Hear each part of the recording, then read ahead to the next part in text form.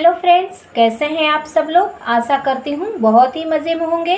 तो आज मैं आपके साथ शेयर करने के लिए लेकर आई हूँ खीर की रेसिपी।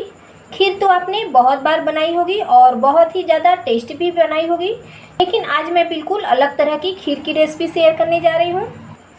तो आज मैं आपके साथ एकदम डिलीशियस क्रीमी यम्मी कैरेमल खीर की रेसिपी शेयर करने जा रही हूँ।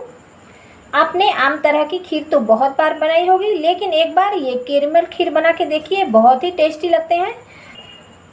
तो खीर बनाने के लिए आधा कप चावल को मैंने अच्छे से धो के साफ़ कर लिया था और आधे घंटे के लिए इन्हें भिगो के रख दिया था। अब ये बहुत ही अच्छे से फूल चुके हैं।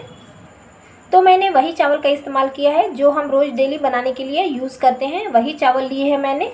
तो चावल को मैंने भिगोने से पहले ही अच्छे से धो लिया था, लेकिन अभी भी आप देख पा रहे होंगे कि इनका पानी एकदम गंदा है। तो चलिए हम इनका पानी पहले निकाल देते हैं। तो चावल का सारा पानी मैंने निकाल दिया है। अब डाल देंगे इनमें आधा चम्मच देसी घी। अब हाथों से मिक्स करते हुए हम चावल को इस तरीके से हाथों से दबाते हुए हल्का सा फोड़ लेंगे, यानी कि चावल को हम हल्का सा मैश कर लेंगे। इस तरीके से हल्का सा मैश कर लेंगे तो चावल बहुत ही जल्दी पक जाएंगे और घी डालने की वजह से खीर में बहुत ही क्रीमी टेस्ट आएगा। फूलने की वजह से बहुत ही आसानी से मैश हो जाते हैं। तो चावल को मैंने बहुत ही अच्छे से मैश कर लिया है और आप देख पा रहे होंगे कि एकदम बारीक टुकड़े हो गए हैं इनके। तो अब आपको यहाँ पर किसी भी मोटे तले की कढ़ाई या फिर बैगुने का इस्तेमाल करना है। अब डाल देंगे इनमें दूध। तो यहाँ पर मैंने 1.5 लीटर दूध लिया है। तो कढ़ाई में मैंने पूरे 1.5 लीटर दूध डाल दिया है। तो जो आमतौर पर घरों में जो बल्टे वाले दूध देते हैं वही दूध लिया है मैंने, पैकेट का दूध नहीं लिया है।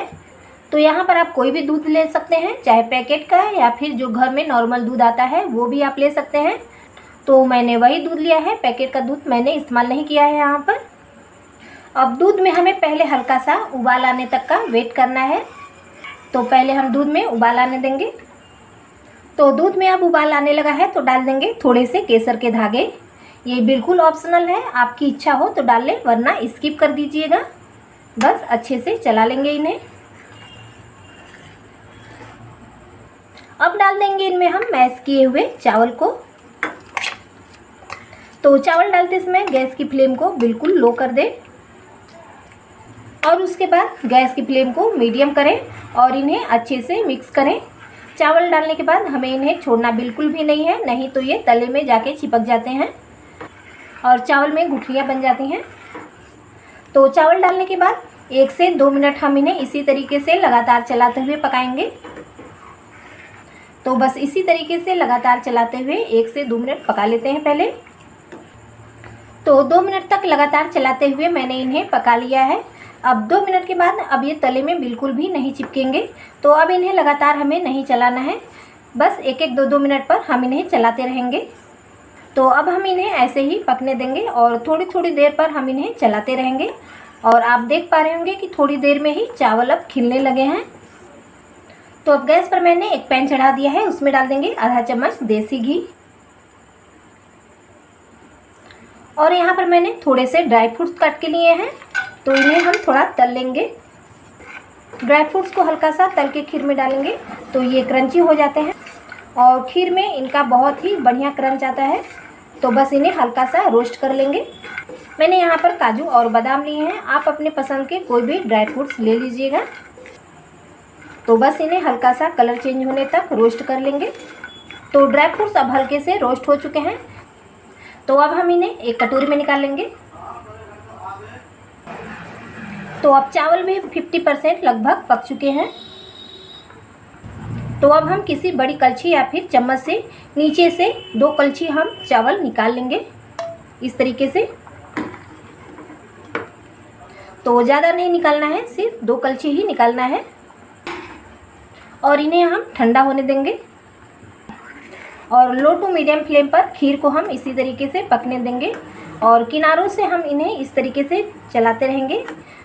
जो किनारों से मलाई लग रही है उन्हें हम इस तरीके से छुड़ाते रहेंगे। इससे खीर में टेस्ट भी बढ़ेगा और खीर गाढ़ी भी बनेगी। तो अब जो हमने खीर में से चावल निकाल के रखे थे वो अब अच्छे से ठंडे हो चुके हैं। तो अब हम इन्हें छोटे वाले मिक्सी जार में डालेंगे। अब हम इन्हें अच्छे से पीस लेंगे और पीस के एक फाइन पेस्ट तैयार करेंगे। तो चलिए अब मैंने इन्हें पीस लिया है और आपको मैं दिखा देती हूँ कि कितना क्रीमी टेक्सचर आया है इनका। बिल्कुल क्रीम जैसे बनके तैयार हो चुके हैं ये। इस तरीके से आप इन्हें पीस लेते हैं तो आपको खीर में मिल्क पाउडर या फिर कोई भी क्रीम डालने की ज़रूरत नहीं पड़ती है। इसी तरीके से खीर में एकदम क्रीमी टेक्सचर आएगा। तो अब लगभग खीर भी हमारी पक ही चुकी है और आप देख पा रहे होंगे कि चावल के दाने अब थोड़े बड़े बड़े हो चुके हैं, यानी कि चावल अब पक चुके हैं। तो अब हम डाल देंगे इनमें रोस्ट किए हुए ड्राई फ्रूट्स और डाल देंगे पिसे हुए चावल को। अब एक बार हम सारी चीज़ों को अच्छे से मिक्स कर लेंगे और आप देख पा रहे होंगे कि अभी से खीर हमारी कितनी ज़्यादा गाढ़ी और क्रीमी लगने लगी है।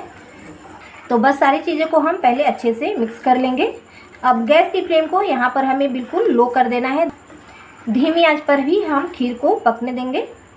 अब गैस पर मैंने फिर से वही पैन चढ़ा दिया है जिसमें मैंने ड्राई फ्रूट्स को तले थे।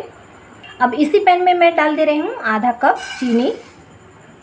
मैंने 1.5 लीटर दूध लिया था तो आधा कप चीनी लिया है मैंने। आप अपने टेस्ट के अनुसार मीठा कम ज़्यादा कर लीजिएगा। तो अब हमें चीनी का कैरमल बनाना है। तो डाल देंगे हम इनमें 2 चम्मच पानी। तो ज़्यादा नहीं डालना है, सिर्फ 2 चम्मच ही डालना है। बस गैस की फ्लेम को लो टू मीडियम रखेंगे और इन्हें चलाते रहेंगे। थोड़ी देर में ही आप देखेंगे कि चीनी पिघलने लगी है। तो अब बहुत ही जल्द चीनी पिघलने लगी है और बहुत ही जल्द इनका कैरमल भी बनके तैयार होने वाला है। तो दोस्तों खीर तो आपने बहुत बार कई तरीके से बनाए होंगे, लेकिन एक बार आप ये कैरमल खीर बना के देखिएगा, बहुत ही टेस्टी लगते हैं। 5 स्टार होटलों में भी ज़्यादातर खीर इसी तरीके से बनाए जाते हैं। अगर आप घर पर ही 5 स्टार होटल वाले खीर का टेस्ट लेना चाहते हैं तो आप इस तरीके से बना के देखिएगा, बहुत ही पसंद आएगा आपको और बार बार आप इसी तरीके से खीर बनाना पसंद करेंगे। तो फ्रेंड्स, अगर आपको ये रेसिपी ज़रा भी पसंद आ रही हो तो वीडियो को लाइक शेयर और हमारे चैनल को सब्सक्राइब जरूर करिएगा, ताकि इस तरह की नई नई रेसिपी की वीडियो आपको डेली मिलती रहे। और दोस्तों बेल आइकन को भी प्रेस करना बिल्कुल भी मत भूलिएगा, ताकि हमारे आने वाली हर वीडियो की नोटिफिकेशन आप तक पहले पहुंच सके। तो आप देख पा रहे होंगे कि बहुत ही जल्दी ये सूखने लगे हैं। तो बस जैसे ही इनमें हल्का सा कलर चेंज होने लगेगा, कैरमल हमारा बनके तैयार हो जाएगा। और बीच बीच में हम खीर को भी चलाते रहेंगे ताकि वो तले में लगे नहीं।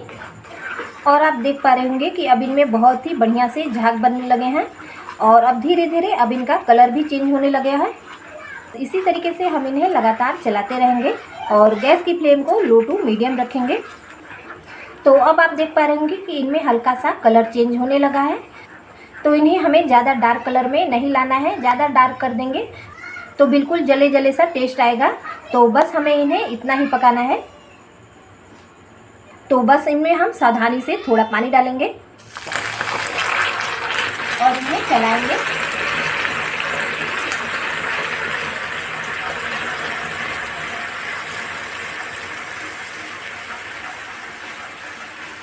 जैसे ही आप इनमें पानी डाल के चलाएंगे ये पिघल जाएंगे।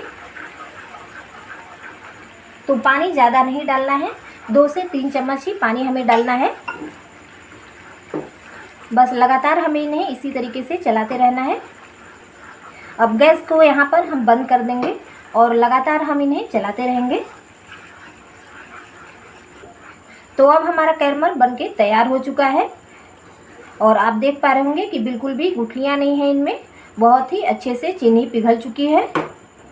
तो अब हम सारे कैरमल को खीर में डालेंगे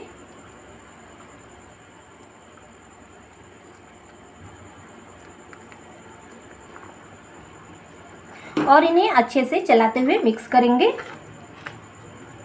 अब खीर हमारी लगभग पक ही चुकी है। तो अब इन्हें हमें ज़्यादा नहीं पकाना है, सिर्फ 2 से 3 मिनट ही पकाना है। तो बस इसी तरीके से चलाते हुए हम इन्हें लो फ्लेम पर 2 से 3 मिनट पका लेंगे।